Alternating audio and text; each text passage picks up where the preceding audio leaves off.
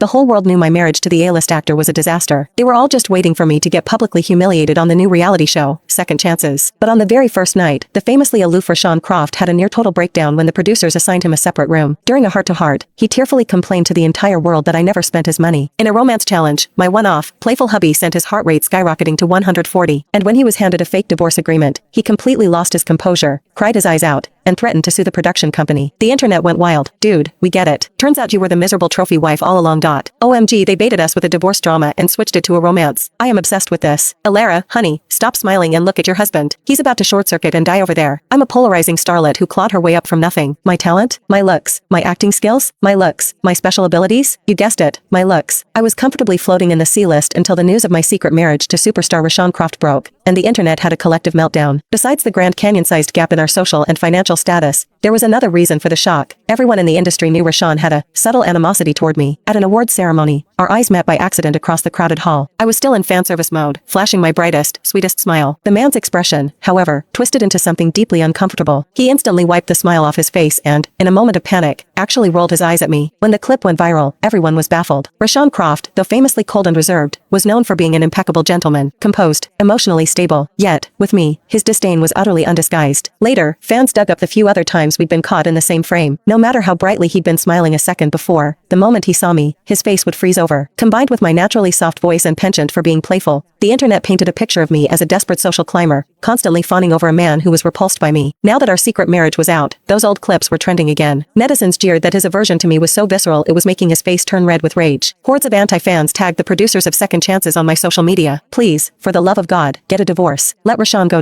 This girl's got nerves of steel. My husband looking at me with that much disgust every day? I wouldn't be able to smile. I feel so bad for Rashawn. He's normally so chill, but she's pushed him to the point of rolling his eyes. Imagine how miserable his life must be.